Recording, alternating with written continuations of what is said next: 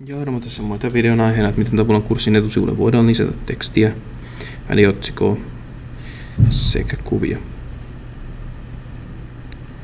Ja lähdetään sitä liikkeelle, että laitetaan kurssilaisiksi muokkaustila päälle, jos ei se vielä ole. Eli tuolta. Ja sen jälkeen lisää aktiviteetti tai aineisto. Ja ohjeteksti valitaan tuolta. Ja vaikka toi on vähän hämäävä, niin ohjeteksti. Tällä pystyy lisäämään tekstiä ja kuvia kurssille. Ei pelkästään ohjeita. Ja lisää. Näin. Sen jälkeen tähän aukeaa tämmöinen editori, ja tähän voidaan tässä raahata tuolta alhaalta kahvasta hiiren vasemmalla suurentaa tai pienentää. Näin. On hommaa mukaan. No, kirjoitetaan tuonne vaikka väliotsikko 2. Laitetaan tällä. Sen jälkeen valitaan toi Ctrl A. Sehän voi ihan maalata, jos haluaa. Ja kappale ja otetaan tuolta otsikko 2. Näin. Sen jälkeen me otetaan alas ja lisätään tähän vielä joku kuva. Eli tuolta lisää muokkaa kuvaa.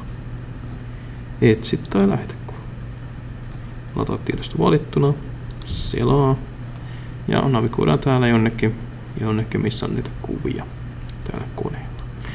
Aina vaikka koala tuolta valitaan ja open ja lataa tämä tiedosto. Sen jälkeen laitetaan vielä tähän kuvan kuvaukseen joku kuvaus tästä kuvasta. Se on ihan hyvä olla sen takia, koska jos jostain syystä tai toisesta kuvaa ei näy, niin tuo kuvaus näkyy sen tilalla.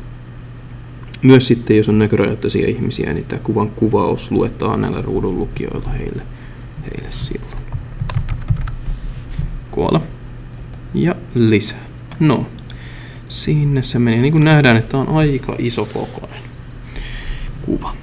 Ja jos ajatellaan näiden kuvien kokoa, mitä järkevää tänne lisätä, niin tiedostokoko voisi olla hyvä maksimissaan olla semmoista 1-2 megaa, mitä näkyy kerrallaan sivulla.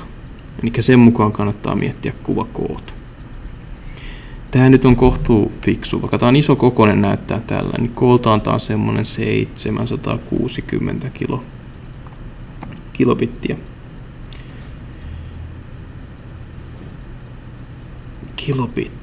Joten se on alle megan kokoinen kuva. Ja jos sitten on hirveän iso, että on suoraan kameralla otettu, niin nehän voi olla kymmeniä megoja.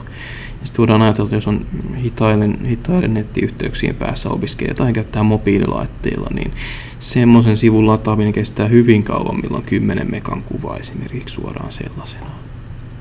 Eli kannattaa miettiä tosi paljon, että mikä kokoisia kuvia lisää kurssille kautta omiin aineistoihinsa. Ja tässähän suoraan tässä editorissa tätä voi rauhata pienemmäksi. Eli kun valitaan tämä kuva klikkaamasta hiirellä, niin voidaan ottaa tuolta kulmasta kiinni ja rauhata tätä pienemmäksi näin. Mutta tällä tavalla kun tämä pienentää, niin tässä sopii muistaa, että tämä ainoastaan pienentää sitä, miltä tämä näyttää. Mutta edelleen tämä vie sen 10 megaa tai tässä tapauksessa 700 kilobittiä kuvaa. Ihan sama minkä kokoinen tämä tässä on, niin silti tämän lataaminen kestää yhtä kauan. Eli se kannattaa kuvan käsittelyohjelmalla pienentää suoraan. Esimerkiksi Microsoft Paintillä, mikä nyt jokaisella Windows-koneella löytyy, tai jollain muulla kuvan käsittelyohjelmalla. Näin. Eli tämä on tässä. Sen jälkeen on tallennat tuolta ja palaa kurssille. Näin. Ja siellä se on. Ja tähän voi suoraan sitten siirrellä täällä kurssilla edestakaisin tuolla nuolella. Noin, siirretään se vaikka tonne ensimmäisen laatikon uutiset alle. Noin. Ja siellä se on nätistä. Tässähän sopii tosiaan muistaa, että vaikka se nyt on kiva laittaa kuvia ja tekstejä sinne kurssille, niin kannattaa pitää aina maltti mielessä. Eli jos siellä hirveästi on tekstiä, sekaisia kuvia, niin se voi näyttää hyvin rikkonaiselta se kurssi ja siitä voi antaa sekavan vaikutelmankin. Eli kannattaa hillitysti käyttää.